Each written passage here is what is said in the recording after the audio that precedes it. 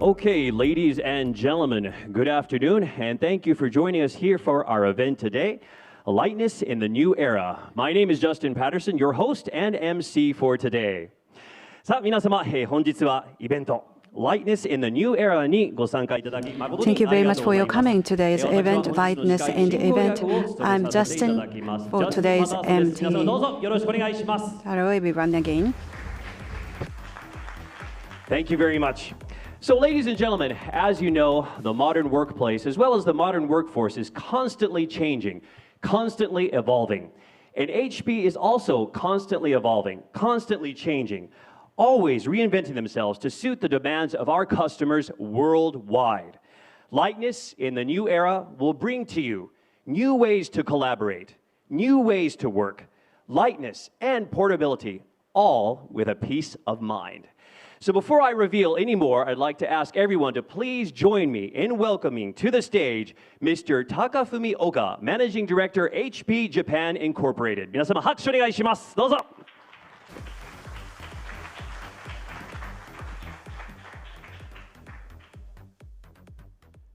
どうもこんにちは。日本 HP の岡です。 Hello everybody, Japan HP Oka speaking. Thank you very much for your coming, including a lot of medias and partners. And we are really pleased to be here with you.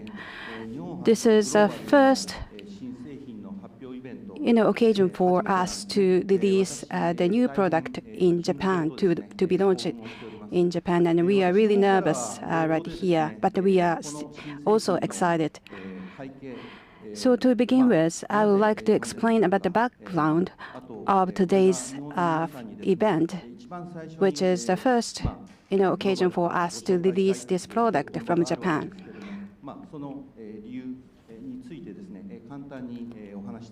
So let's begin. First of all, before starting that, I would like to explain about how Japan HP has been doing lately. In a nutshell, we are doing very good. For the last 16 quarters in straight, we have grown, exceeding the previous quarters. Especially for the last 2 quarters, we have achieved a number of share in the domestic market share. And commercial PC, we grew plus 95%, and it's almost doubled. And the market share has hit the record high of 23.6%. So the pace is pretty good in Japan. And what's the driving engine for this growth? We have made a lot of discussions, but setting anything else aside, it's really important for us to have customers or the partners gathering here. We have been always wanted to be a selected brand, and now we have seen that HP PC has been selected by many people, and we are so very happy with that. But another important reason for the growth is that HP has been actually studying the needs and the behaviors of customers, and we have made a lot of actions. And what we found was the needs or the requirements from the customers have been ever changing. So in order to respond to all these needs, we have to actually offer the services and the products that will meet the requirements of the customers. And then there are 3 important aspects in the customer's needs. One of them is the design. So we have been developing the products that has focused on the design. Especially in Japan, in Asian regions, people are pretty much focused on design. The performance quality, of course, they need to be very good, and also the robustness has to be secured. But at the same time, the lighter and the thinner. So these 2 aspects are pretty much required in Japan. Another important point is HP unique security quality to be offered. So it's really important for people to have the secure the device in order to work in the different places. So the safe device is required. As you know, there is an increasing threat level, such as malware and such. So in order to meet those needs, we have been offering a lot of services and products. For example, talking about the commercial PC, we have equipped the functionality that will protect the threats from outside at the BIOS level, and also physically, we have incorporated the sneakily look prevention feature to this device. So in terms of the security, HP is actually excel from other products, and that's why we are being selected by the customers. And also, our product is basically made in Tokyo, and we have been actually offering this product with the products made in Tokyo. So the products are actually meeting with a high standards required by the customers. So that's why we have set up our Tokyo facility, and the lead time is quite short for us to be able to provide you as a customer. So these are the factors that we have been able to grow really quickly so far. Then, as Japan HP, what would be the next step? So current HP's approach is that we are actually researching the mega trend happening all over the world. So based on that research, we are thinking about the features and the actions that we should actually incorporate into the device, and also we have to take.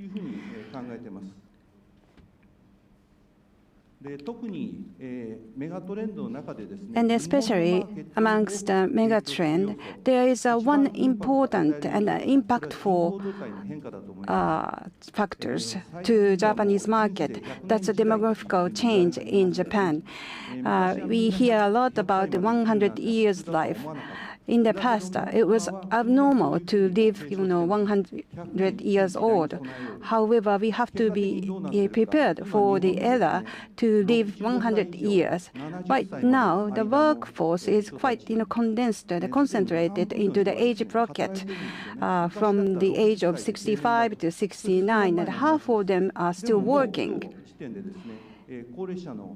At this moment of time, the very old people's the workers' rate is quite high.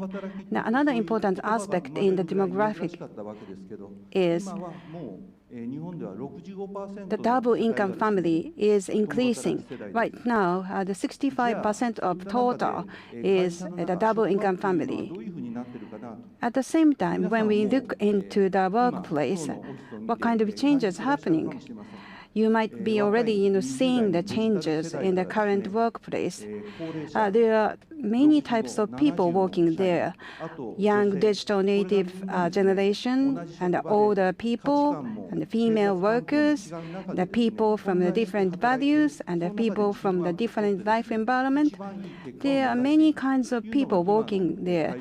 So the current workplace has to adapt those mixture of the workers. However, when we look at the Japanese office right now, so we used to have a fixed office hour from 9 to 5, and the PC was not allowed to be brought out of the office. That's the current norm.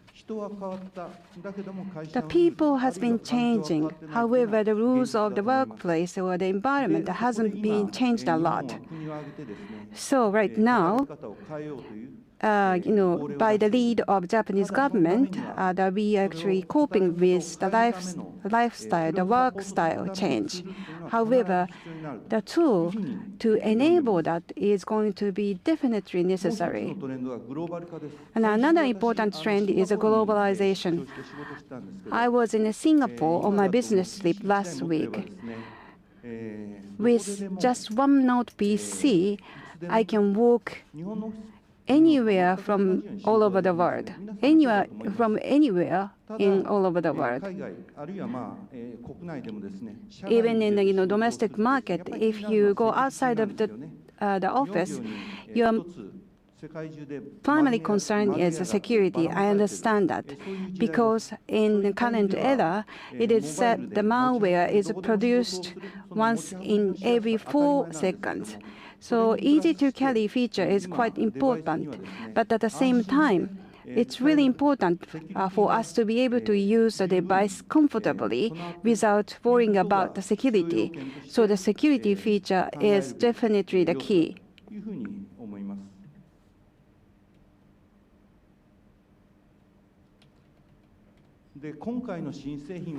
And this new product that we are launching here is actually based on the mega trend that we have researched in order to support the changes that are happening in Japanese market. What is going to be needed? So we have made a lot of discussion. We have lent an ears to our customers or the partners. And this April, the new registration about the Workstyle change was already implemented. And the next April, this is going to be propagated to small and mid-sized companies. And also in next year, July, Tokyo Olympics Games are coming. So you can easily imagine that the city center will be really congested. So it's better for you to be at home to work. So we have no time to wait. We would like to offer the environment, the tools that will enable you to work remotely. So in that sense, it's really important for us to provide you with the device that will raise your motivation to work, and that will enable you to work from anywhere in the world. So this is the product with that mindset that we have nurtured through our HP new product. We would like to contribute to the work style change that is happening in Japan. And I would like to introduce Global Personal Systems, Mr. Alex. Alex, please. Okay, Oka-san, thank you very much. Oh yes, ladies and gentlemen, please join me in welcoming Mr. Alex Cho, President of HP's Personal Systems Business.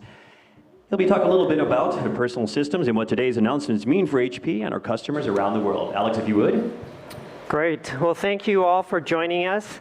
I have to tell you, it has been a dream of mine to do something big in Japan, and today's that day. It's also been a dream of mine to get a picture of Oka-san smiling, and today I have that picture as well because he's excited we're doing that. Most importantly, we are a part of something that we think is much bigger, and that is about using innovation to help something that enables people to flourish. In fact, what I love about my job leading personal systems is that we are innovating to do something that is not about technology itself.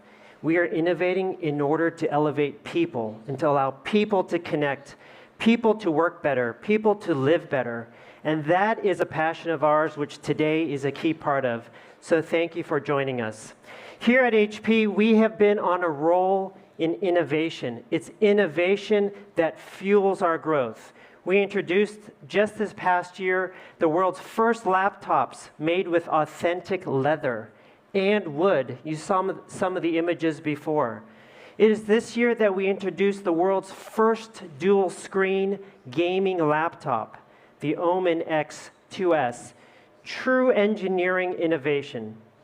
And it's this year that we introduced the world's first displays with a privacy screen, because as much as the offices are changing and becoming more open, people still want their privacy, and we introduced great innovation to enable that.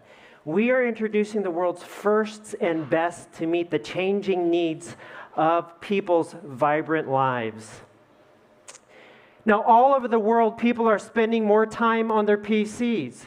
This is great news. The PC is becoming increasingly relevant. They are spending more time creating on them. They are spending more time consuming on them. Consuming meaning watching video, playing PC-based games. And they are spending more time collaborating.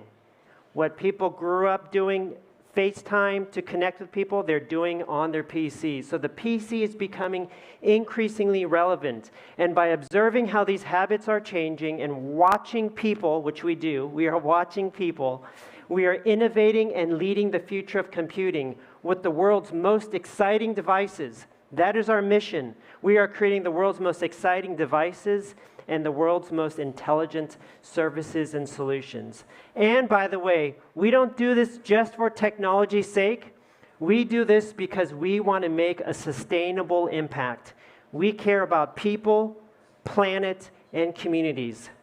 So what is great about today's launch and announcement that you are participating with us in is that this is one part of something we are so passionate about, and that is making a sustainable impact in this world. In fact, in all that we do, our customers are always what we call our North Star. That means they are the ones who inspire us. Our customers are the ones we watch and we think of how we can meet their needs, whether it be across work or life or play. We are not driving and delivering innovation just for innovation's sake, but we are delivering meaningful innovation for people everywhere. Younger people, yes, older people, people who are working in public offices, in coffee houses like the Trunk Hotel, where we are innovating for people who are connecting with other people in the office and across countries. We are innovating for the next generation of customers who, quite frankly, are demanding more.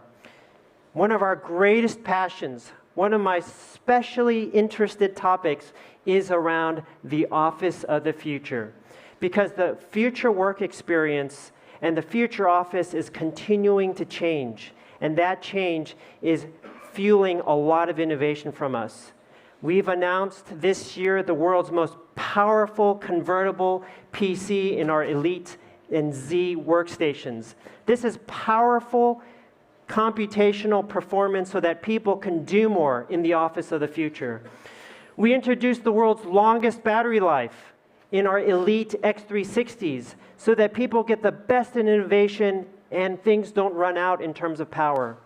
We are also introducing, and we've introduced the world's most versatile conferencing system with Elite Slice. This is important because more of the world is collaborating, conference calling, from building to building, company to company, and country to country.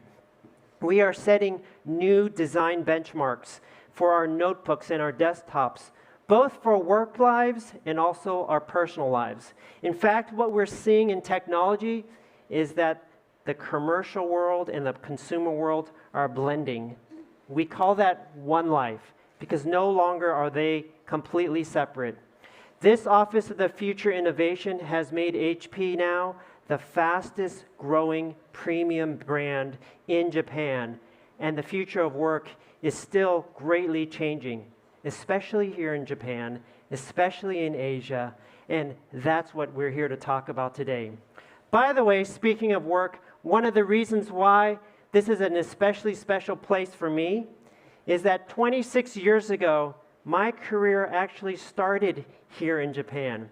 If you can find me there with more hair than today, you'll see a picture of my freshman class as a process engineer here in Fujisawa, where I was starting my days always at the same time. I ate lunch always at the same time, and I ended work always at the same time. Everything was the same. I, in fact, wore the same uniform every day. No computer in those days. I had my pad of paper and my pencil. I did have my Japanese electronic dictionary at the time. And the other thing I remember is I was always working in the same place, in the same office, day after day. I also remember at lunchtime, it was always curry rice, ramen, or chicken karage. So some things never change. Now, work has changed a lot for me personally in 26 years, but work is changing for people around the world, especially now. And the next generation, their needs for work and their expectations for work is changing. And that is an exciting opportunity for us to innovate and for us to contribute. Millennials now make up 50% of Asia's workforce, and more than 75% of the workforce by 2025 will be millennials. This year, Japan's female employment topped 50% for the first time in 50 years. This younger, more diverse workforce wants more flexibility in how they work, and they expect the device experiences they use, whether they're at work or at home, to look and feel personal and be an expression of who they are. In fact, the workplace itself is becoming more mobile and more flexible. 88% of Asia organizations are continuing and increasing their investments in mobility. But as mobility grows, that also means that things are more vulnerable. Security and privacy are increasing risks. And finally, in this future of work, it's also a space where people are more collaborative. Yes, people need time to focus and be by themselves, but 65% of work today is far more collaborative. And these changes are shaping a new era of work here in Asia and all over the world. Innovating for this future is what is inspiring for us and is what is motivating. And in fact, it's here in Japan that we have been pushed especially hard to deliver more in our innovations. For us, this is all about delivering to the power of what we call AND, A-N-D. What do I mean by AND? It's a very important word for us.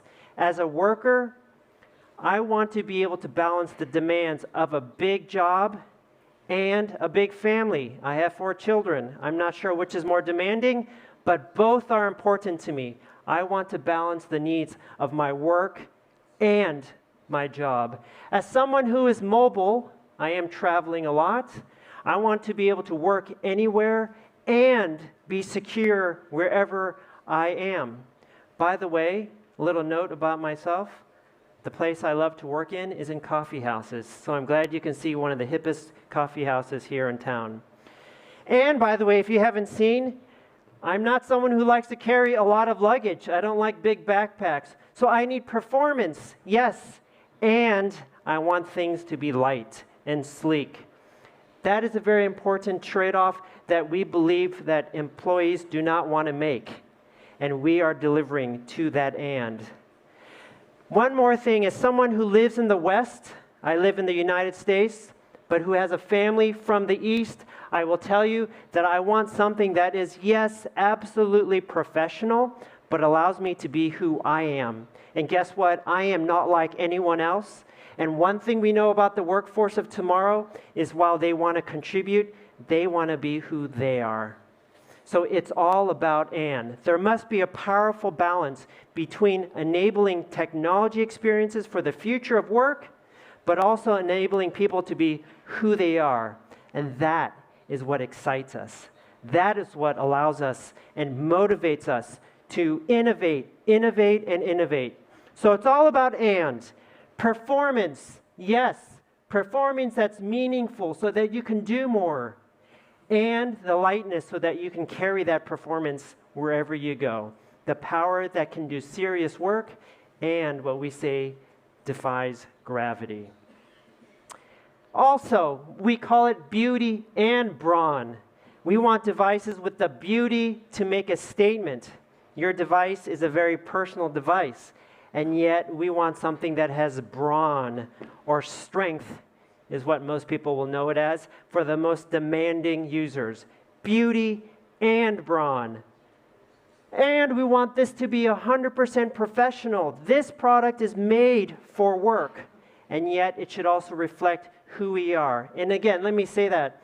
One of the things as we have been studying workers from around the world is as universal as work is and as common as technology trends are, everyone is different, and we want to celebrate that, and we want to be a part of allowing people to be who they are and making an impact in this world. We take this very seriously, and that's why you being here with us today, announcing this passion, delivering it in a very special product today is something that we are so passionate about, and we're so happy, again, that you can be with us. By the way, many of you are mobile. I look around here, and the world has come here. Well, guess what? We want you to be mobile. We want you to be able to work wherever you want to work, but we also want you to be secure. We want you to have the privacy that you need. So mobility and privacy, we want to deliver both.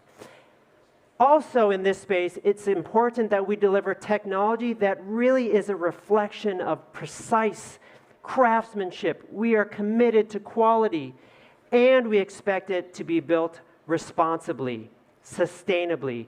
We don't want to have to choose between the experiences we need for work and the values that we hold dear personally.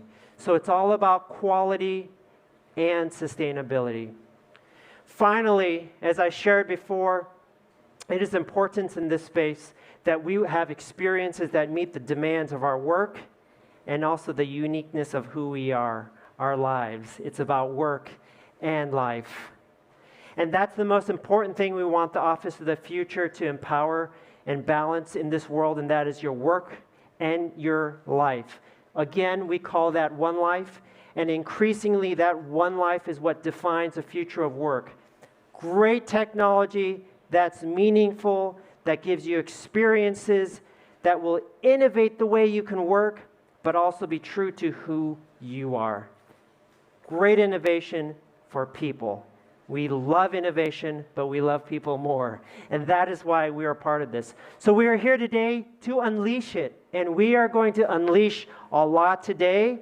So put on your seatbelts. It's time to unleash it.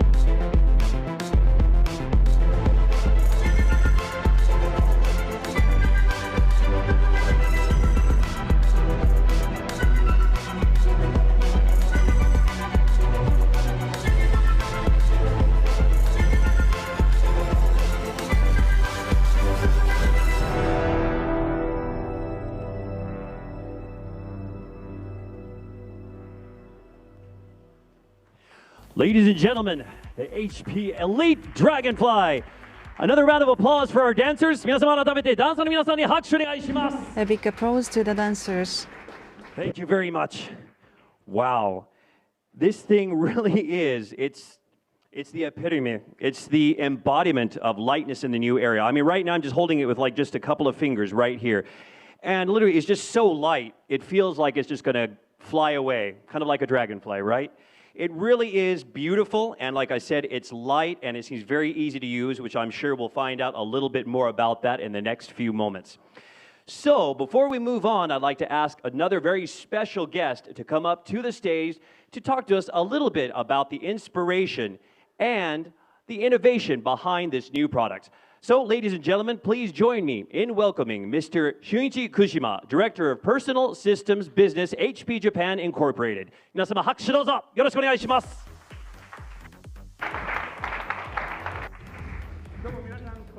Thank you very much for your coming today. Alex, thank you. It was really, really exciting introduction. Thank you very much for that. The product name is HP Elite Dragonfly. Thank you very much for the introduction. In Japan, nowadays, a shrinking workforce is actually getting attention as a controversy. So in order to cope with that, we have to do something. The government is actually taking a lead of Workstyle reform actively in order to boost the productivity. So wherever you are, we have to be able to work. And what is to be the device to enable that? The answer is HP Elite Dragonfly.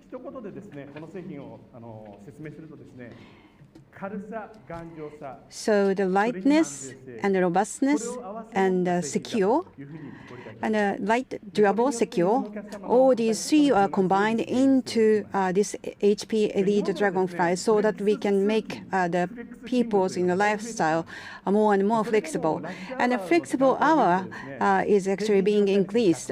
However, if you look at the average onboard rate of train in Tokyo in rush hours, this is exceeding 160%. Even if the work style reform is more advanced, this kind of commuting style would be changed a lot.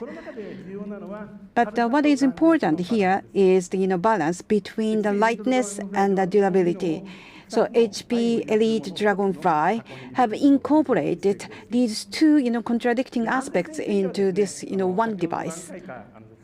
As for the security, there was some explanation in the previous session. We were actually working in an office where we are really protected, but we are now required to work outside of the office. In order to enable that, it's really important for us to have a right tool, which is really secure. So that the answer is the HP Elite Dragonfly. And last but not least, I would like to touch upon the design. The color is really exciting. This is called Dragon Blue. So the blue is to be said that many people all over the world tend to like this color. And in Japan, this deep blue is actually familiarized with the Japanese people called eye color. And also the next year's Tokyo Olympics has the theme color of this. And by this color, we would like to raise the motivation of the people at the workplace, and also would like to boost and promote the Workstyle innovation furthermore. And probably it's already about the time for you to be tantalized to know about the timing of the release. In Japan, the shipment is going to be in late November. And next year, January, the production of customizable model made in Japan, made in Tokyo, is scheduled. Now, as for the details of this product, I would like to invite Mr. Gagan, who is in charge of the commercial premium note PC for global market. Please welcome Mr. Gagan Singh, Vice President, Global Head of Premium Notebook Product Management, Security, Innovation, and Software at HP to the stage. 皆様拍手お願いします。 Thank you so much, Kushima-san. I am very thrilled to be here with you today. Just like Alex, I also wanted to be big in Japan, and this is my closest chance to be big in Japan is through this product. Now, HP Elite Dragonfly is an amazing feat of engineering, and it's not only designed to be light and beautiful, but it's also designed to be powerful at a completely new threshold. As you heard from Alex, it's all about and nobody has made a product like this before. Now, we listen to customers, we watch what they do, and we identified a key set of experiences right at the beginning of this product that we were not willing to compromise on. And we said, if we are not willing to compromise on these experiences and we will challenge the status quo, this means we have to really think through every aspect of this product, from its physical design to its engineering inside it. Now, oh, there was sound, supposed to be sound, all right. One of the first things we looked at is the material. And to achieve this less than 1 kg weight, we had to rethink our material strategy. So we have leadership in CNC aluminum. We take that leadership and we crafted an all-new magnesium chassis. But it's not just magnesium, it's precision CNC magnesium, which allows us to capture the most intricate of details. So it gives a lot of aesthetic flair to the product, and it also allows us to design a chassis that is 32% lighter, which is the beginning of our lightweight journey. So we have incredible weight reduction, a product that utilizes brand new materials, and just the way we do for experiences, we listen to our customers, we watch what they're doing. Our ID team travels the world. They go to Milan, they go to Paris, they go to fashion shows, they never take me anywhere. But what they tell me when they come back is Dragonfly Blue is the right color. So we started with new material. We have a new color, Dragonfly Blue, and we applied oleophobic coating to it. Now, what is that? Oleophobic coating. When you use the product a lot, sometimes your fingerprints get on it, moisture gets on it. With this product, you can simply wipe it away and there are no smudges. But this is just the outside of the product. And the outside is just the beginning, though.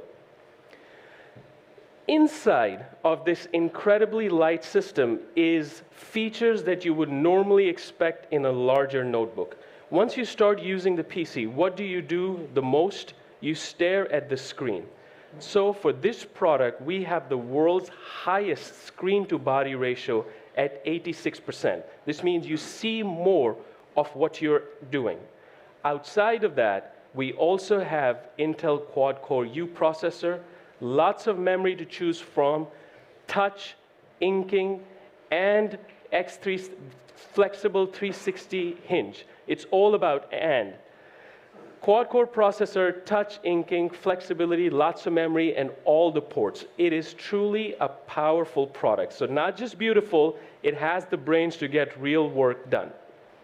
Now, one of the pain points as we gone through insights, especially for lightweight systems, is battery life.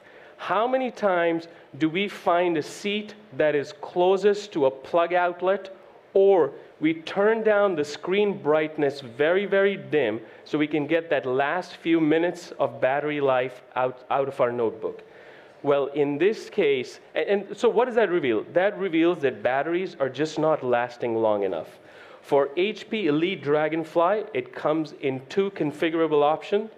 One takes you over 24 hours of battery life, and then the other one is 16.5 hours of battery life in the lightweight edition. This battery life is unheard of in lightweight notebooks like this. And sometimes you go to bed and you forget to charge your notebook. Worry not. You can get, with HP Fast Charge, 50% charge in 30 minutes. That's a quick lunch. A quick lunch, and you charge, and you're 50%, and you're ready to go. Now, we've talked about materials, we've talked about weight, we've talked about battery life. Let's talk about putting all of these things to work. Now, where do we work? The workforce of today, as Alex mentioned, is mobile, as we all know. This means we are working at our desk, but we are also working away from our desk. And when you work away from your desk, one of the most important things outside of battery is connectivity. You want to be able to connect as and when you wish. So, of course, then the next thing we invested in is wireless technology. This is first in its class with Wi-Fi 6, which shows you 3 times more transfer speed. And when you go outside the range of Wi-Fi and you want to connect to LTE, we have built in, it's the world's first business convertible with 4x4 LTE antennas. You may recognize 4x4 LTE antennas from the smartphone world. So from the blueprint of connectivity, we have the same 4x4 LTE antennas now in the PC, which means stronger connectivity and 122% faster than 2x2 antennas. So when you're out and about, you have long battery life, and you're connected either through Wi-Fi or through LTE. For me, one of the make or breaks of any notebook that I use outside of performance and weight is keyboard, because I stare at the screen and I type a lot. So we want to give you the best keyboard experience. And how do we do that? Firstly, it's a full 13-inch keyboard, so we've not compromised on that. We've added advanced rubber domes under the keys, which means it gives you a pleasant 1.3 millimeter travel. That's when you press the keys. And it's 2 times quieter. Again, everything is and. You get a full-size keyboard that has decent, pleasant travel, and it's 2x quieter. One of the other things, when we are in collaborating or conferencing, what do you hear? You're trying to make a very passionate point, and then you hear one of your colleagues typing on their keys. And it breaks your chain of thought, and why can't the guy just listen to me and not type right now? With HP noise cancellation software, we hear your sound and we drown out all the background noise. This means the focus is on you, the speaker, when you're on a conference call, and all the background noise is drowned. So great keyboard, it's quieter, and when you have the HP noise cancellation software, they cannot hear anything but your sound, but what you're speaking on the other side. One of the things that we discovered as we talk about mobility is that we want to highlight the idea of well-being at work. Now, well-being at work is more than fitness, it's more than counting steps, it's more than counting calories. It's about optimizing your well-being while you're using your PC. And there is a fine balance between uninterrupted work and maximize productivity. How many times has this happened to you? You're working on an assignment, you're really into it, and before you know it, you've been sitting for 2 hours and your back starts to hurt.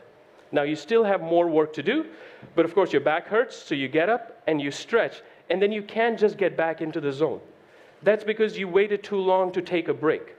HP Workwell will tell you when to take breaks, and if you don't know what you should do in that break, there are also videos to watch what you do in that break. Because we feel productivity and success is happening in intervals rather than long stretches at the end of which you're exhausted. HP Elite Dragonfly is part of our Elite family. And the promise of Elite family includes security. So HP Elite Dragonfly is part of the world's most secure and manageable PCs.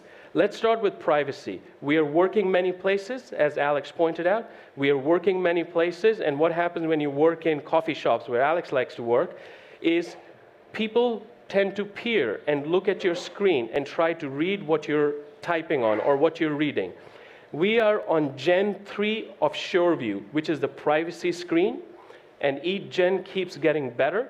So HP Elite Dragonfly comes with Gen 3 of privacy.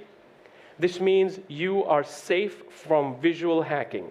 What is the other thing we see, which we do, is many of our notebooks have that little sticker on top of the camera, because we are trying to protect when we are not in a conference call. With HP Elite Dragonfly, there's an integrated shutter that covers the camera. So you're protected from visual hacking, and with the integrated camera shutter, you can cover up the camera so no more sticky notes are needed. Our security strategy, our security stack extends way beyond just privacy. Our security stack starts at the hardware level. We are the only company that have put a hardware security chip on the motherboard, which is where all of our security takes root. Our security is hardened, and for the uninitiated, what that means is hardened security is better than security that's just in software. So our security is hardened on a chip which is on the motherboard, which includes things like protecting you against zero-day attacks. Zero-day attacks are never seen before. Malware just appeared. It has no signature. It attacks your PC. We have a product called HP SureSense, which uses AI to protect your PC from never seen before attacks. It's all in the hardware. We have privacy, and we have security, and we have manageability as part of the Elite family. Now, what is another thing that happens when we are out and about, getting in and out of taxis, getting in and out of trains? Sometimes your bag is not zipped up, and you step out of a cab, and you hear that tumble of the PC falling from my bag and hitting the floor.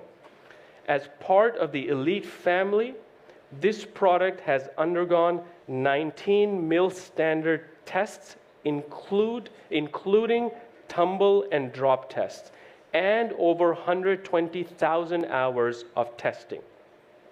All of this because we are talking about a product that is and not or. Now, as a team of product planners, we are always talking about, or at least we take pride, I take pride in telling Alex how difficult my job is because I have to listen to so many different people. Listen to people who will use it, who will buy it, who will deploy it. I have to impress the press, I have to talk to PR, I have to get the story out, and there's just so many stakeholders. Now, another stakeholder that we cannot forget about is the environment. And we have a responsibility to serve all stakeholders, and any overcorrection will be at the cost to another. That is why we are proud to be the world's first notebook with ocean-bound plastic material. It's a responsible choice for the environment, and it is the best choice for enterprise. Now, we've talked about working at the desk and working away from the desk. We talked a lot about when you're out and about, you need battery life, you need connectivity. But what about when you're at the desk? What is that one thing that you have when you get back to your desk which you don't have when you're away from your desk? A desk. You have a desk. And what does a desk come with? It comes with a lot of space. And what you need for that space is a big monitor to fill that space. We are also introducing the HP S430C, which is 43.4-inch curved monitor display. This is the widest curved display ever. And this means, well, traditionally, or what you have on your desk right now is probably two monitors side by side. You can take them away and replace it with this ultra-wide curved display. And one of the other things is, I want to talk about one more technology as part of this. It's called HP Device Bridge. Now, we live in a multi-device world. This means we have our PC, we have our phone. We also live in a multi-OS world. So we have our PC, which is Windows-based, and our phone, which is Android-based. Now, with HP Device Bridge, we can connect two different compute devices to this display and have them show up. In this picture, you will see there is the HP Dragonfly EliteBook and an Android phone connected to the display with Device Bridge. So with one keyboard and mouse, now you can control two devices which have different operating systems. And not just control them, you can move, you can copy, and you can paste across these two devices in completely different operating system. And this is not limited to only Windows or Android. This includes Windows, Linux, Android, and Mac OS. There is no other display in the world that can operate like this one. So folks, this is what we do. We talk in superlatives. World's worst, world's first, not worst. World's first, world's best, never seen before, and we make it simple, and we make it fast, and this is how we bring innovation to our customers. This is how we enable and make real office of the future. This is how innovation and simplicity makes a difference. And with that, let's roll the video.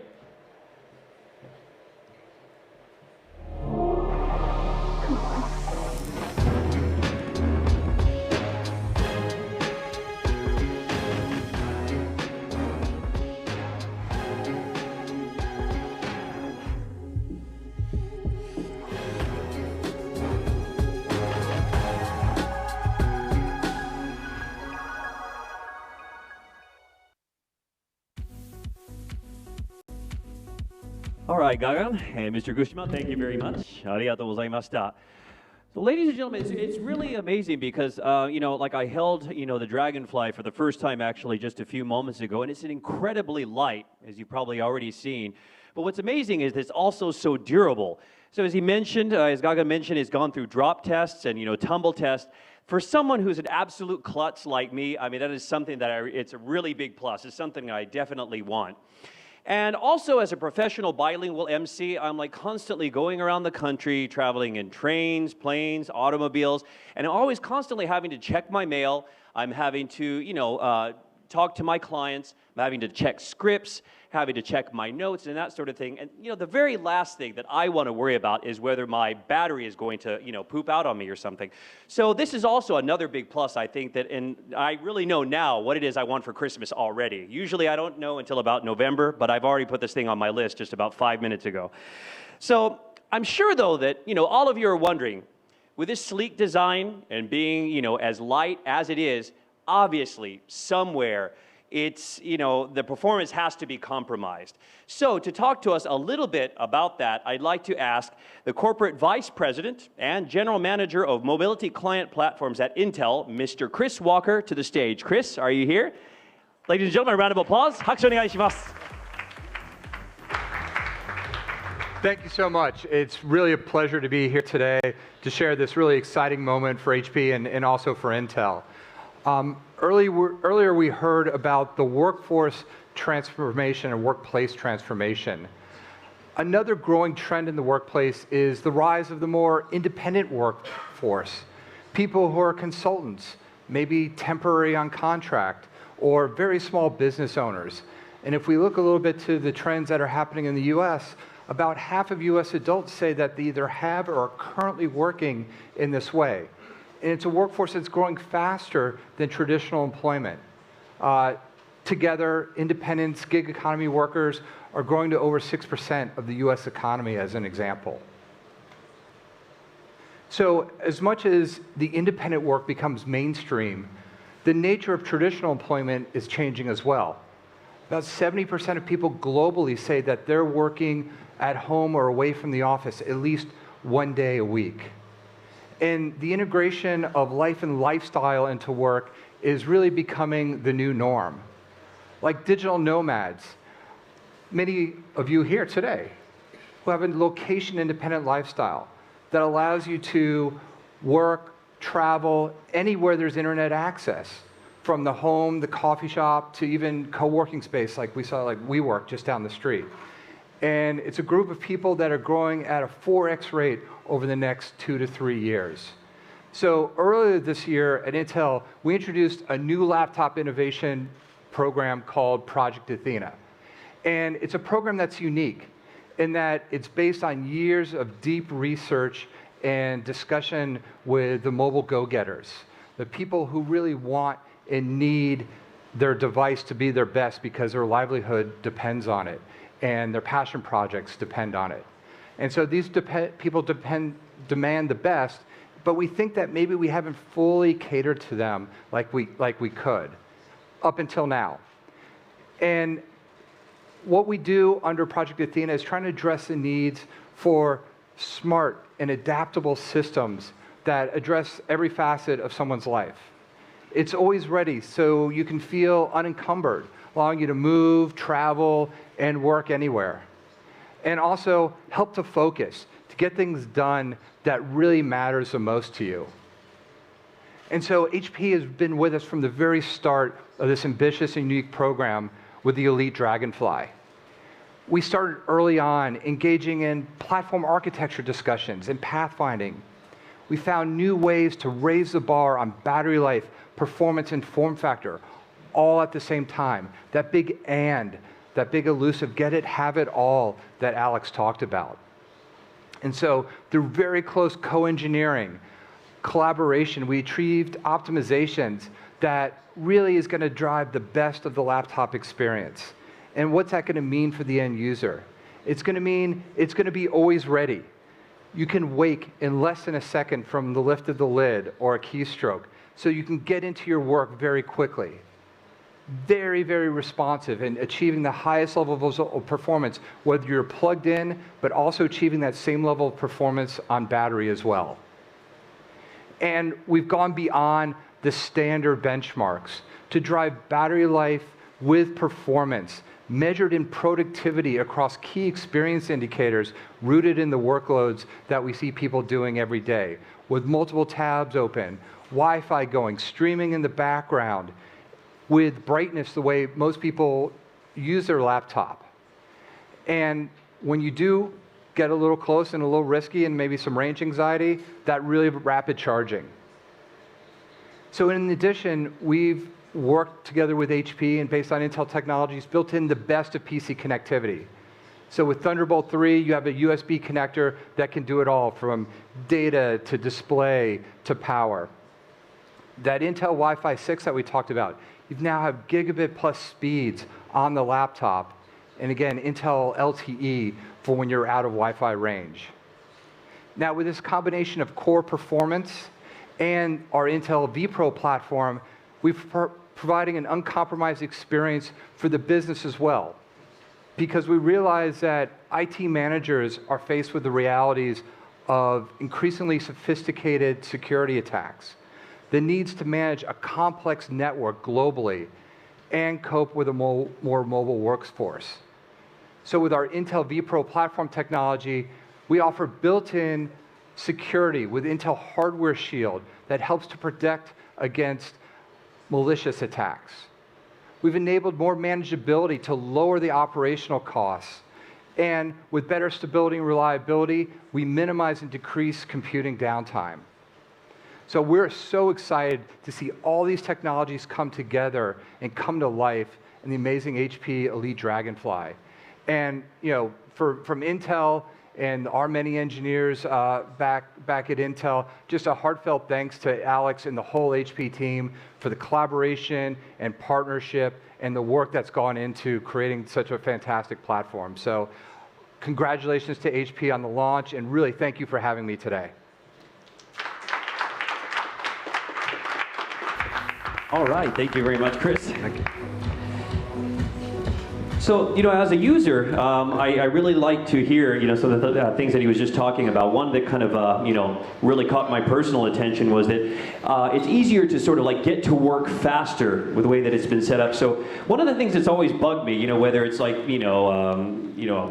smartphone or whether it's, a mobile PC, whatever it is, you go to open it up, and then you have to wait for it to wake up, basically. And that just really annoys me, because a lot of times you're really pressed for time and you want to hurry up and get to work, and you're just sitting there waiting for it to, wake up.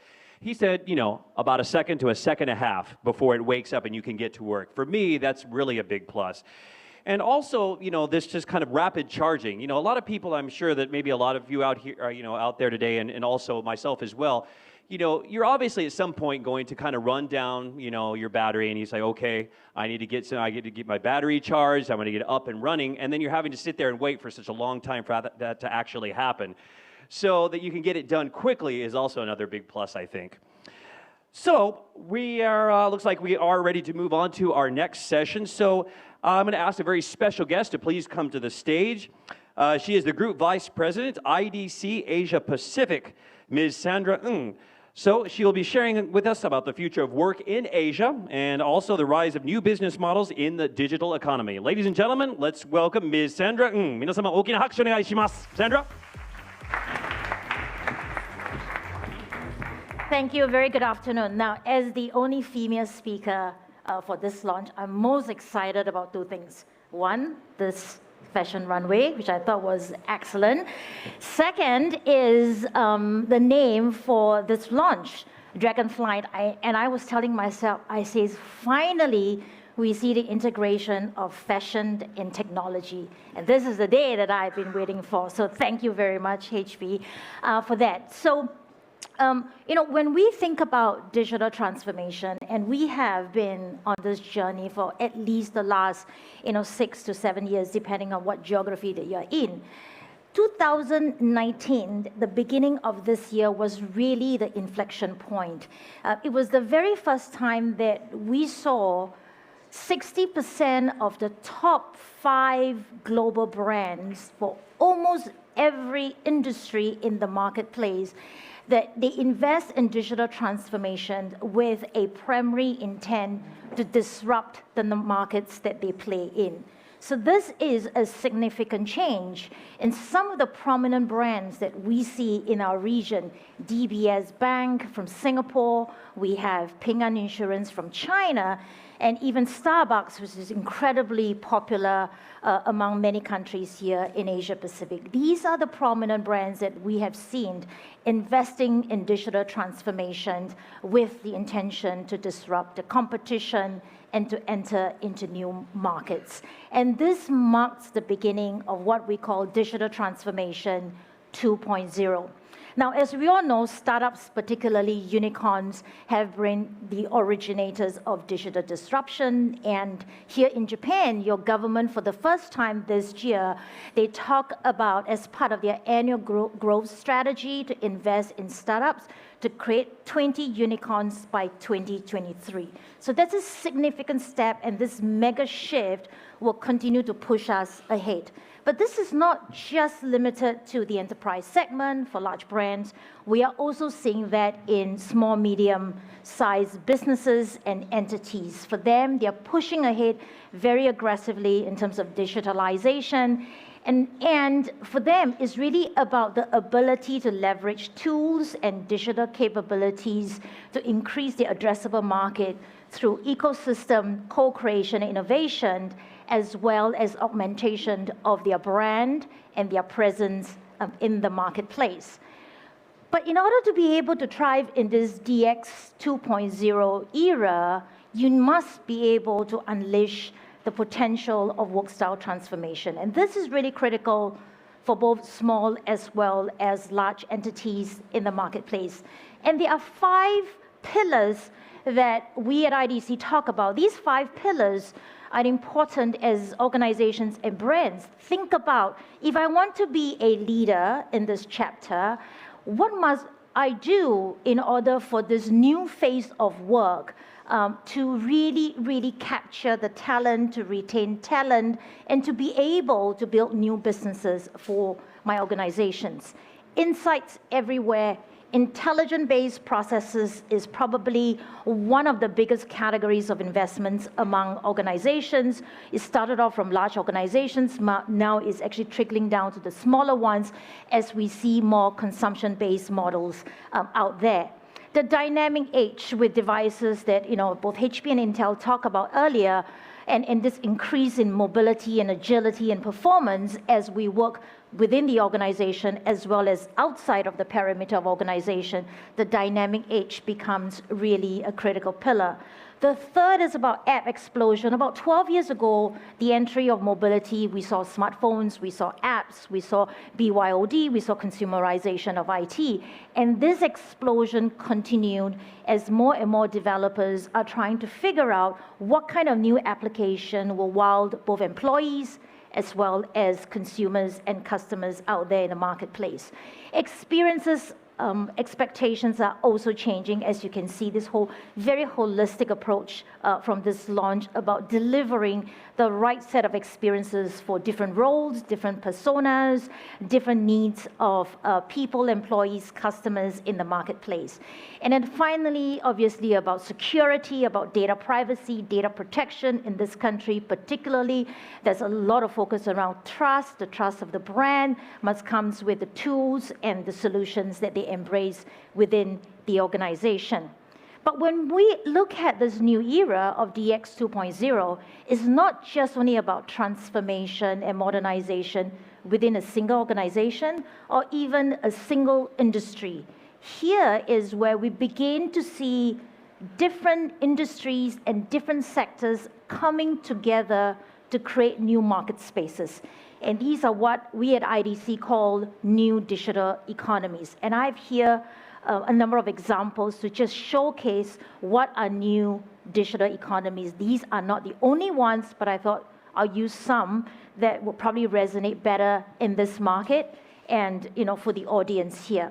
So first is the auto passenger economy, where in Japan, we obviously need to talk about the automobile industry. There are a lot of obviously big brands here that we see. When you talk to a car manufacturer today, it's not just about monetizing from selling vehicles.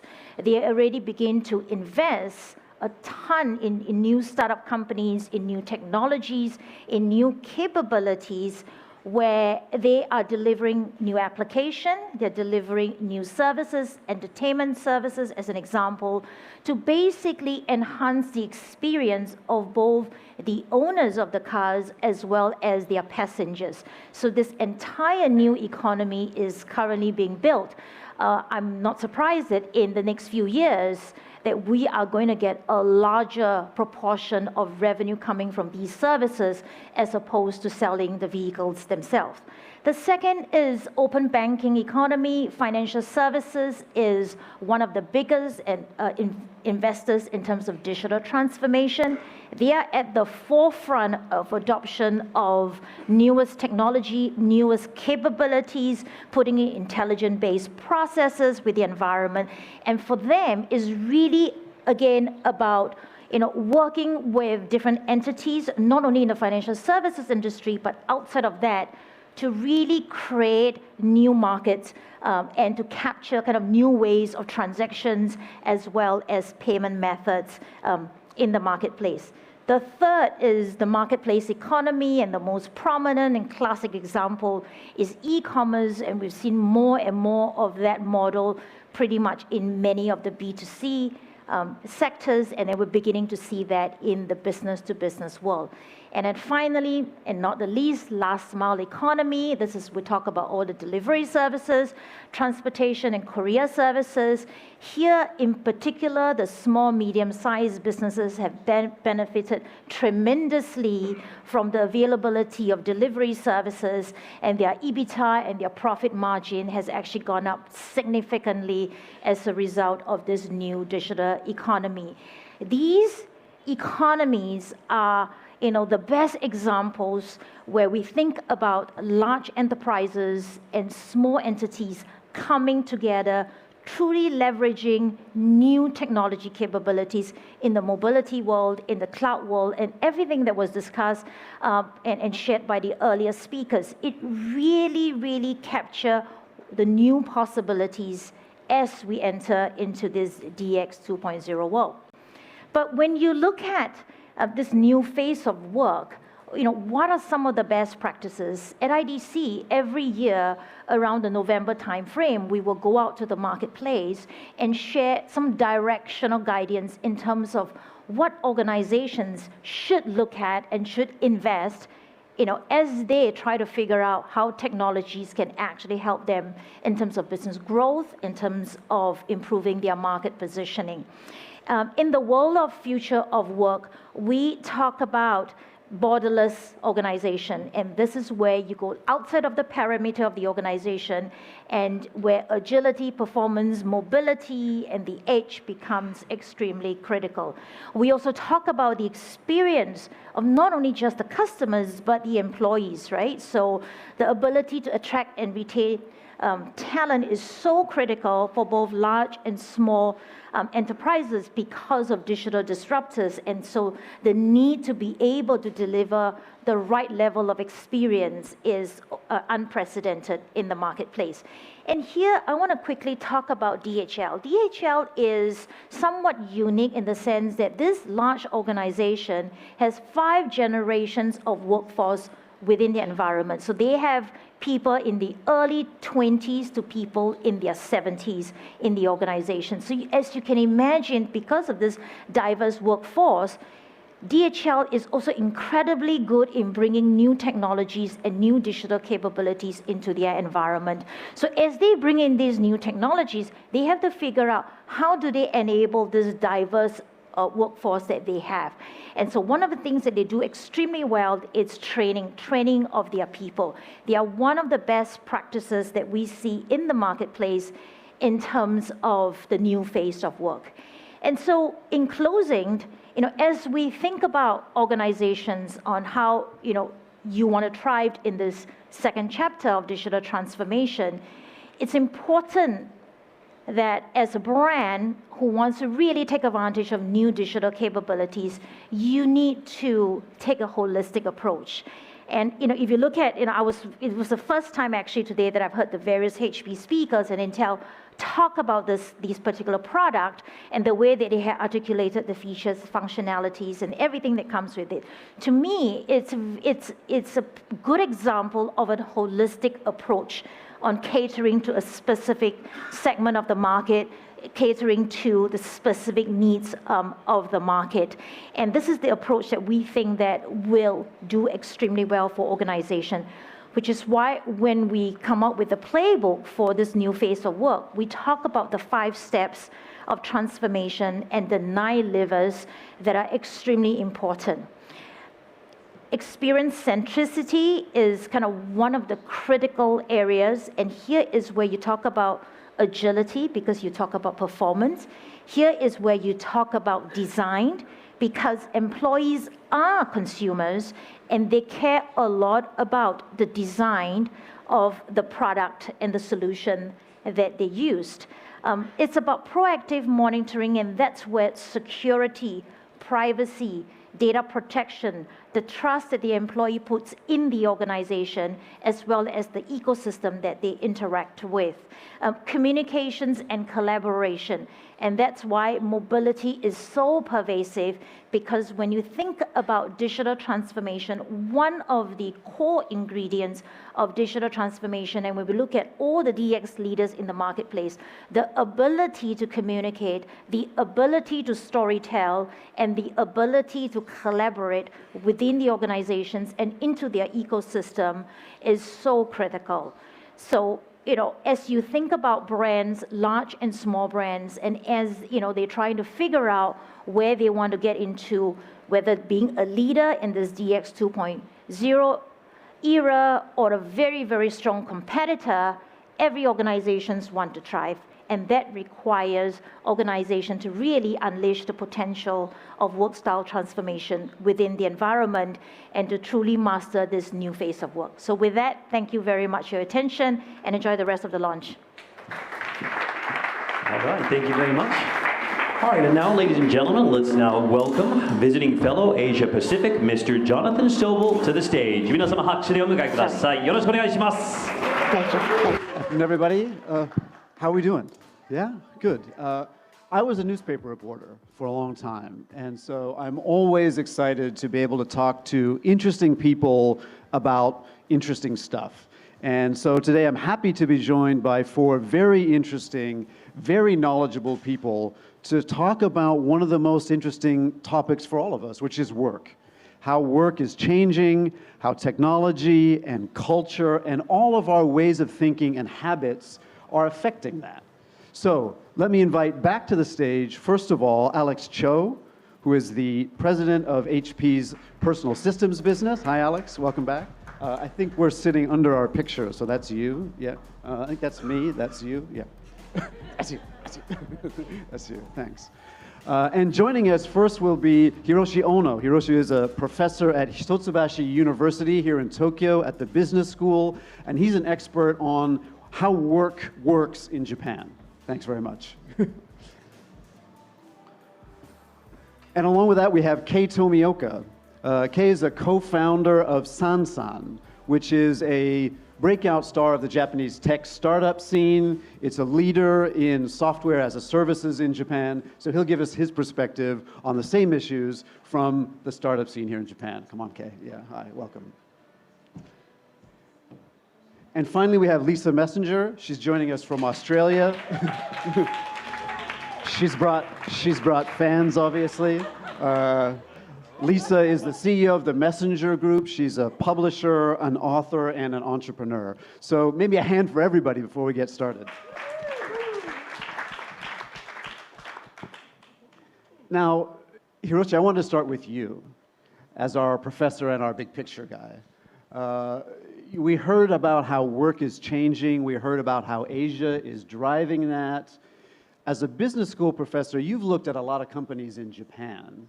And now Japan, especially Japanese companies, has a reputation for maybe being a little bit more traditional in the way people work, little slower to embrace change. What have you seen in Japan in terms of what's changing, what's not changing, and why?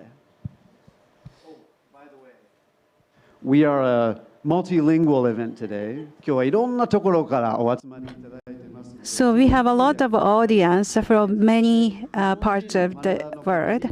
So we are actually offering this session in multi-language, and I would like to ask him to answer in Japanese. I am a teacher of business school, and actually teaching the human resource and also the management of the human resource. And I'm always thinking about how we can be effective in the human resource management. And the question was, what's changed? What's not changed? As was mentioned in the president speech, there are three mega trends. One is demographic change and dwindling birth rate, and also the globalization. And the third is globalization and innovation advancement. So in that sense, our environment is surely changing. What's not changed is the concept or the mindset of the organizations.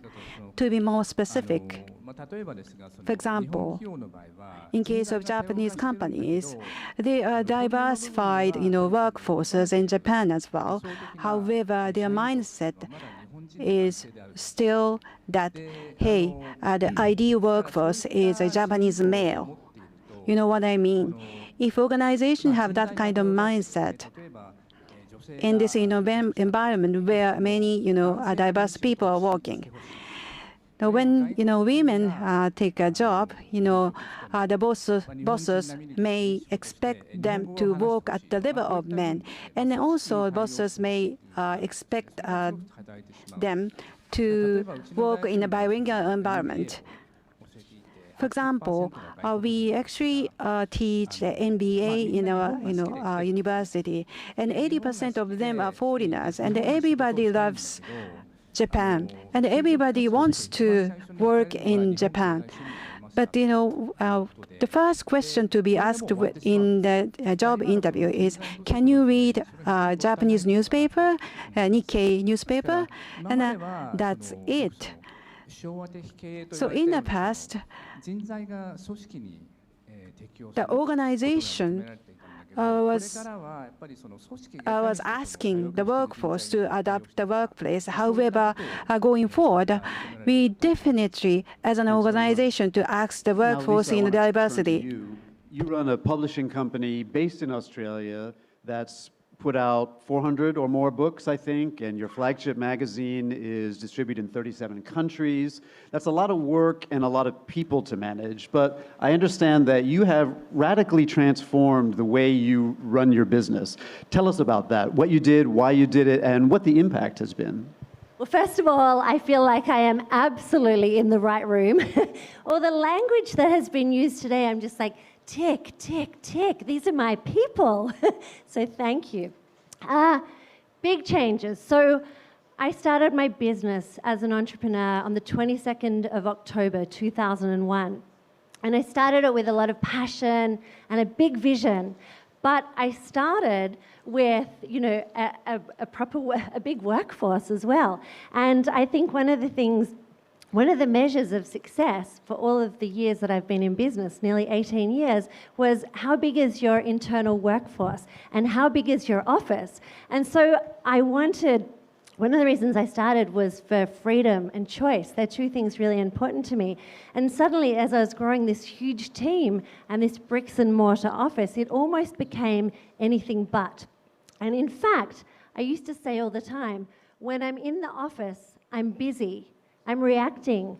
When I'm out, I'm productive and I'm being proactive. And so a year ago, 8th of April last year, I decided to literally break it all. I decentralized my entire team. I no longer have a bricks and mortar office. You talked about mindset. I mean, that's a huge thing. We have egos and identity wrapped up in how big is everything. And what I realized was, my team were all about, we were writing so many articles about how to have a side hustle, or how to work from anywhere, how to be a digital nomad, how to have work-life balance, or as I like to call it, blend, and yet we were almost anything but. So I decided to set everyone free, and it's quite extraordinary. A lot of people are talking about the future of work is 2029. I'm talking about the future of work is now. We have the technology to enable this. I have a bigger team, I think, than ever. They are all over the world. If I want a great writer in New York, I have one. If I want a great designer in Tokyo, I'm looking for one. And I think that's the beauty. The productivity has been extraordinary. And it's now less about time in the office or bums on the seat, and it's more about what is your output, what is your productivity. And so, and this is radical, I don't actually mind if I see my team at the beach all day, or if they're going to a yoga class, or if they want to get up at 4 o'clock in the morning and work, or they want to work at midnight. I'm looking at KPIs, key performance indicators. It's a data-driven business, and I'm looking at have that freedom, have that flexibility, have that mobility. Let's make this a borderless society. So, yeah, I've changed everything, and I love it. And productivity is better. Productivity is through the roof, and people are happier, and it goes against the norm. For years, I was like, there's no way I can do that. Where are you? It's 8 a.m. Why have you gone? It's like 8 p.m. You should still be sitting here. And I was always so worried and tied up in knots about time in office. And now it's about let's work on output as opposed to time in office. Thanks. Now, Alex, we're talking about how work is changing. Obviously, technology plays a big role in this, both as an enabler, but even a driver of these changes. And you, in your talk earlier, talked about how much energy you put into listening to your customers, watching them, finding out what they need. With all this research that HP does on its customers' needs, what insights are you getting from them when you're designing tech for this workplace of the future? So one of the things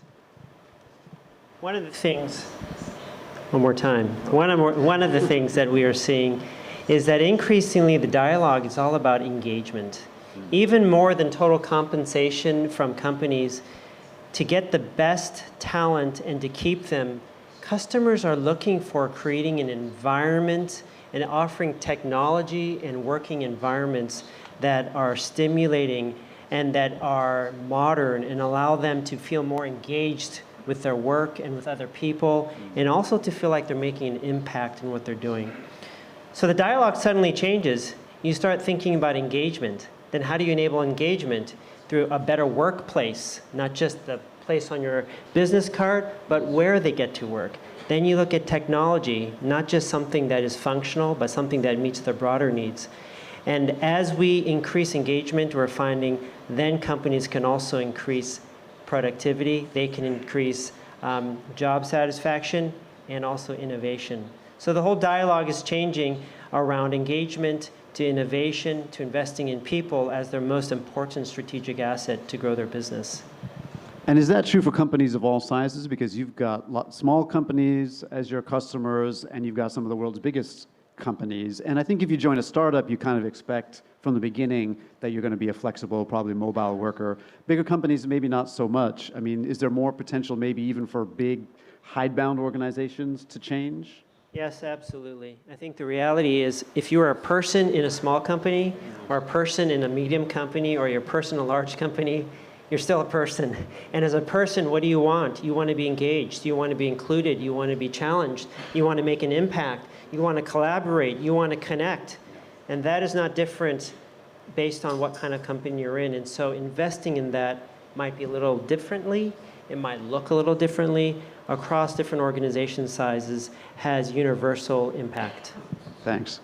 Okay, let's turn to Kei. Now, Sansan, the company that you co-founded, is a hugely successful business services company, software as a services company.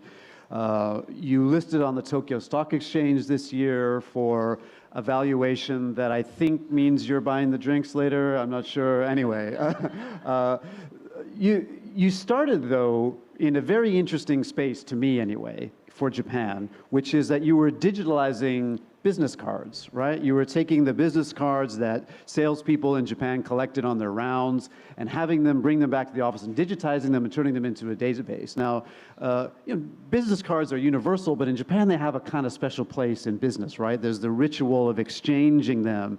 There's the stash of business cards that every salesperson collects and keeps as almost one of their valuable, very sensitive assets. And so to me, this is a very bold disruption move, was to change the way business cards work in Japan. So I'm wondering if you could tell us a little bit whether this was a difficult area to bring change in and how you did it. In English? 日本語でお願いします。 Please speak in Japanese, please. Thank you. Well, today I'm representing the startup in Japan. So listen to my story as the one of the startups in Japan. So the three speakers you know very well. Then there are a lot of the entourage for Lisa. And I think that there are many people who have never heard of Sansan. Please raise your hand if you heard Sansan. Thank you very much. It's very rewarding. How about the foreign guests? Maybe the foreign guests do not know our company, so let me introduce our company. Our company, we started our company with 2007 with 5 members. And mission is that the opportunities generated from the first time that you meet the people and the cloud services to make the business contact. There's the cloud services making the business contact. So that, as Jonathan mentioned, that the sharing that the network through that the business cards. So the enterprise, we call it Sansan, and for the individuals, that is the elite services. If you ask about the service, for instance, our salesman of our company, so visiting the HP, okay, we would like to deliver our services to the HP. Okay, then the Alex is the president, and we like to make the contact with Alex, Mr. Cho, but we don't know the contact number. So even if that I pick up the phone and call up the representative number and the link, if we reach out to Alex through LinkedIn, maybe that he will ignore us. But I've ever met Alex before, and if that the salesman have met Mr. Cho, and if the salesman asks Mr. Cho, then Mr. Cho will be willing to meet me. So that sharing that network is very valuable for that company. So that is the service we are providing. So that we have more than 6,000 companies in our company list. So that only in Japan that we are expanding into the foreign countries. So it is the 12th year that we started the company. And for the first 5 to 6 years, it was a very, very challenging years for us. And it is because that Japanese companies or everybody is hesitate to embrace change. If you receive the business card, nobody expects to digitize the business card, and it is the people hesitate to share that information with other people, so that we become that advocate, and we teach and advocate the people that the importance. And we are building up the small successes, and we are delivering that more better experiences to the companies. That is a key of success. Was what? They actually saw their business performance increase. They actually saw small changes in their day-to-day work life. Was that what the key was? そうですね。 Exactly. So that the small change every day, and if you experience that small change, a baby step, that would be great. Turn back to Hiroshi for a second. We've talked about mindsets, and you get a chance to talk to a lot of Japanese businesses and kind of look under the hood at their mindsets. Can you tell us, using specific examples from your research into Japanese companies, what kind of mindset changes and mindsets are necessary for companies to take advantage of the way work is changing to make a difference, a positive difference in their businesses? Thank you very much for your question. Yes, for the last 12 months, that we are pushing forward that the life-work balance, that the way that how we work, and I have a lot of opportunities to talk with enterprises people and the business people.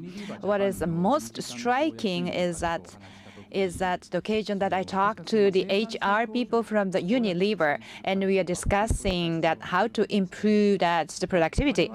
And this guy says that we are not aiming at the productivity improvement. We are trying to enhance and boosting that happiness of the employees.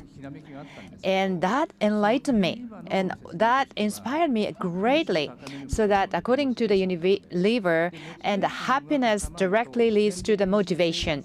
And higher happiness, higher motivation, and higher productivity. So that higher productivity is just the consequences of enhancing that happiness, enhancing productivity. So that you have to ask yourself that how to improve the happiness of the employees.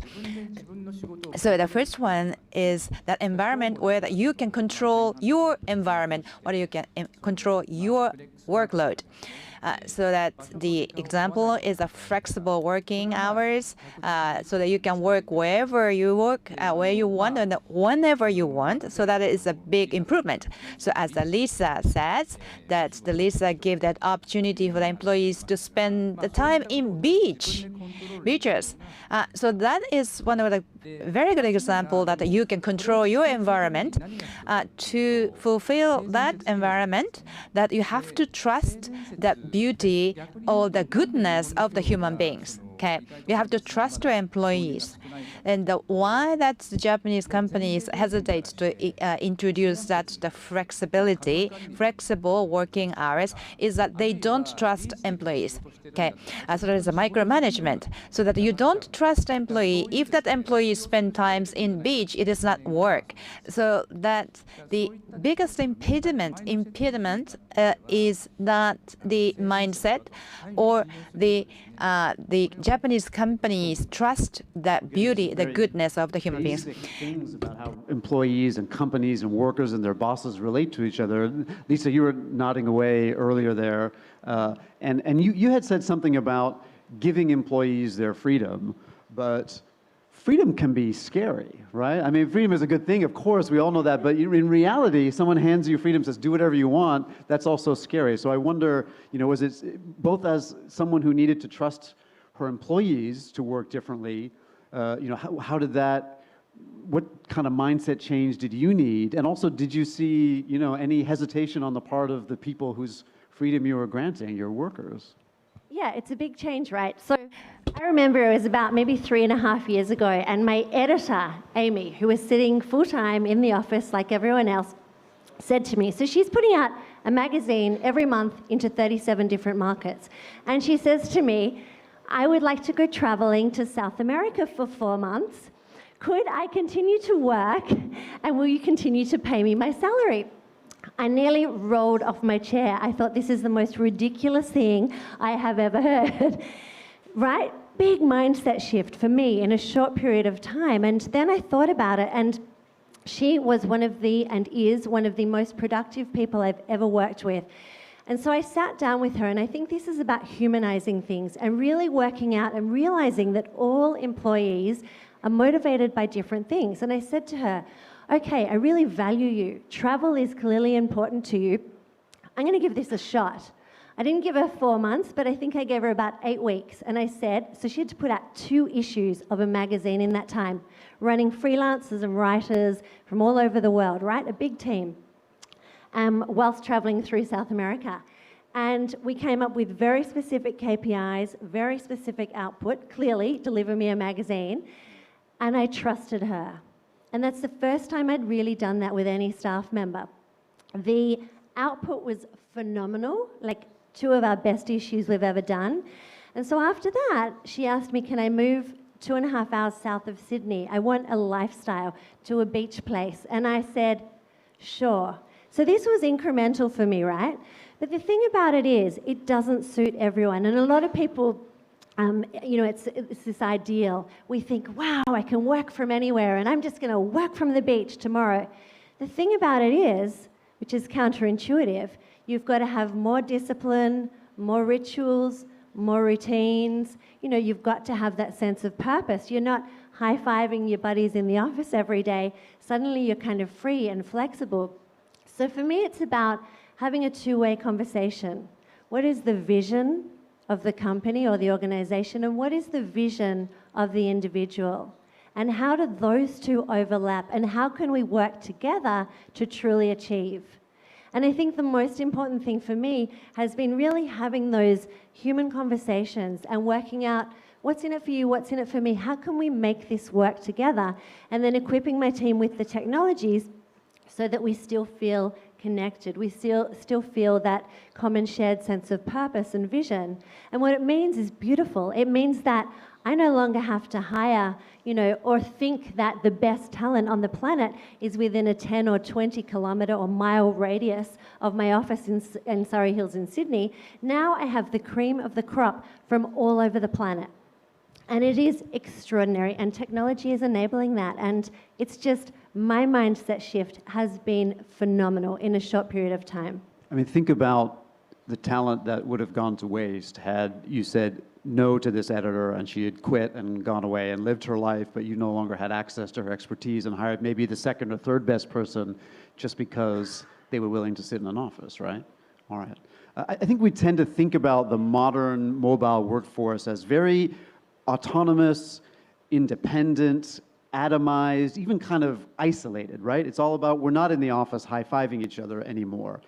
And yet, in some ways, that also makes collaboration and new ways to collaborate that much more important. So a lot of the tools we're talking about are as much about finding new ways and better ways to collaborate as they are about making everybody just kind of atoms off in their own micro-universes, right? I mean, Kei, your business is really more about new forms of collaboration, sharing assets, right? So, how do you tailor then your services as, software as a services company, a business services company, to clients that want to give workers more independence, but also care a lot about collaboration? Tell us a little bit about the importance of that.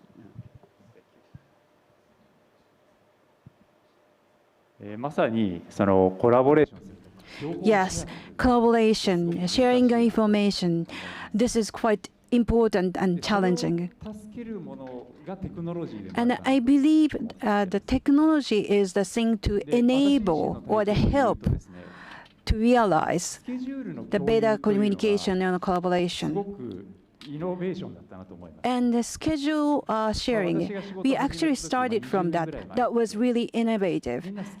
When I started that, some 20 years ago, around that timing, everybody didn't want to share their own schedule. They didn't want to let their schedule, disclose to others.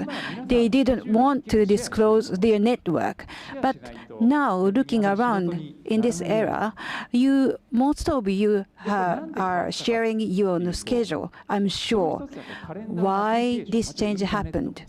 One of the reasons is calendar application technology advancement. Yeah, the calendar feature has advanced a lot. Because of that, you can easily share your schedule, and by doing so, they have experienced that their productivity improved so much with that feature. But there are a lot of valuable technologies and information and such. Many of you might not want to disclose or share the unique technology and such. However, my belief is it's really critical for you to share the technology with others, and then that sort of mindset is going to be more and more required. For workers who are supposed to be simultaneously more independent and more collaborative. So number one is I was thinking the next design we need to think about. そうですね。ビーチでどうやって PC を立ち上げて共同活動ができるのかというところ、そこにはですねある程度の抵抗もあったと思いますけれども、そういったところが実現できるようになるのが私のもう一つの目的です。で、in a more natural way. So we think about technically, yes, the volume of our PCs. A lot of our employees used to carry around a puck speakerphone, and we were wondering, why do they need to carry that around? They've got a notebook, a laptop. So we had as our first goal to increase the volume output of our notebook so it was the same output quality, or in terms of loudness, 76, I still remember, 60 decibels. But then we realized when you want to connect with someone, it's not just about hearing them, but you need to hear the depth of their voice, because that's when you feel connected. And that's not just for when you talk to people like James Earl Jones or Darth Vader. It's for anyone. You want to hear their depth so you can understand how they mean to speak. And so we put in discrete bass elements in our notebook so that you get the bass. Then we realized not everyone wants to be sitting 2 inches in front of their webcam when they're talking because they're not natural. And so we improved the webcam. We actually drilled holes into the glass so that you can stand back a little bit more and you can have more freedom. And then we realized, wait a second, sometimes you're talking to people as a group. Why not put a hole and a microphone on the back side so you can stand all around the device and talk? So what we've been doing a lot more around is letting people speak naturally, be heard more clearly, to be able to do that and see each other in a way that would be as analogous as them being next to each other. For us, the vision is that distance should mean nothing. Walls should not put up barriers, and that is true for distance. We think that's true for languages ultimately, and cultures and styles, because we think through technology we can break through that. Thanks, Alex. All right, we're coming to the end of our time. We've talked a lot about the changing. 時間がだいぶ押してきました。どういった働き方をするかというところで今話を進めてきましたけれども、こういったやり offer a single piece of advice briefly to individual workers or companies, right?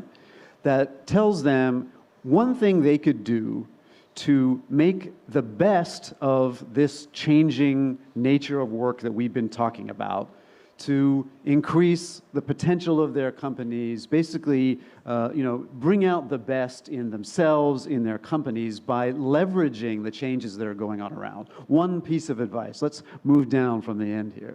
Lisa. For me, I think it's very simple. It always comes down to human relationships. What are your motivations? What's the company's motivation? How can we overlay those? And how can we utilize technology to enhance our lifestyles? And our company profits and bottom lines and everything else. Right. So it starts from going back to basics and re-examining, right? And then realigning. I think it's about courage. It's about courage to have the conversations, to look at what's important for you, what's important for your company, and then have true conversations about, do I really need to sit here from 6 a.m. till midnight just to show that I'm here? Or actually, is that not really working for me or for the company because I'm burnt out? Just reframe the conversation. Be unafraid to be honest and have real conversations, I think. Thanks. Kei, what about you? What's your advice? 僕からはですね。Yes, from me, I call it a simple simplification is the key. 今の世の中ってなんかデータも増えて In the society we are living, there are so many technologies and data and more complicated. But what is about technology is the simplification. So let's go back to the basics. So that if you want to work on the beach, the technology should make it happen. And if you want to work at the office, then the technology should be the one that enables that. Thank you. All right, thank you very much. My message would be the focusing on the management to enhance happiness and success, so that if you focus more on the productivity, so if you boost that happiness, that's leading to the better performance.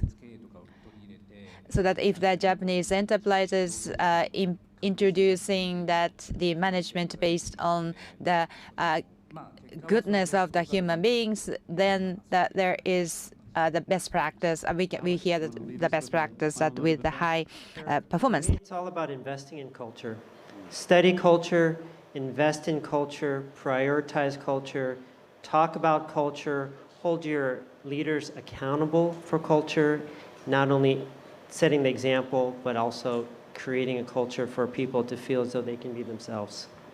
Thanks very much. Okay, we're out of time. I learned a lot. I hope you did too. Please give all of our panelists a big and warm round of applause. Thank you very much. Please don't leave the stage if you would for just a minute. We're going to get a big group photo here, so please remain on the stage if you would for just a moment.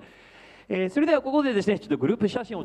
let's take a group photo on the stage. Also to the stage, Oka-san, Gagan, Kushima-san, Siu-Ting, Geraldine, and Vinay to please make your way to the stage. We're going to get a big group photo up here if you would. Please join them on the stage. Stageの上にお上がりください。よろしくお願いします。And would you please come up as well, Sandra? Thank you.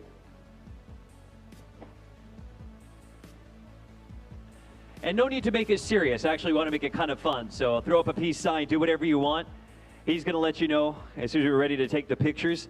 As I said, just make it fun, relaxed.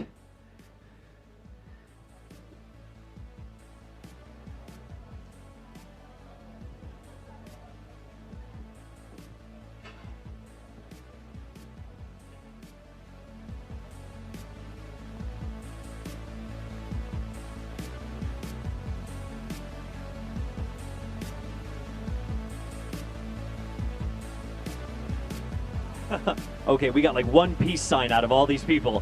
Come on, give us something, make it interesting.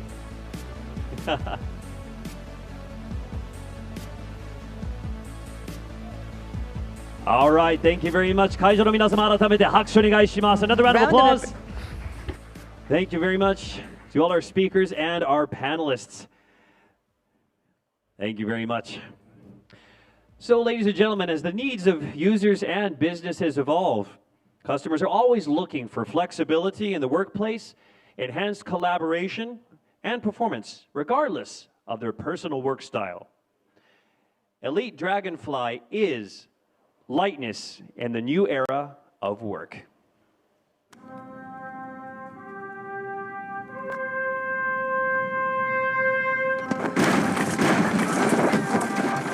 Can I show you this?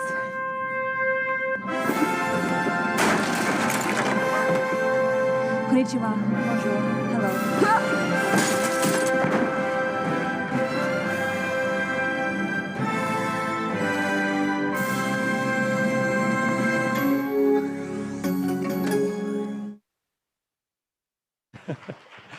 Hope you enjoyed that, the commercial. I have to say, if I saw that for the first time in rehearsal, it was really hard to stop laughing, but I hope you enjoyed it. Thank you very much.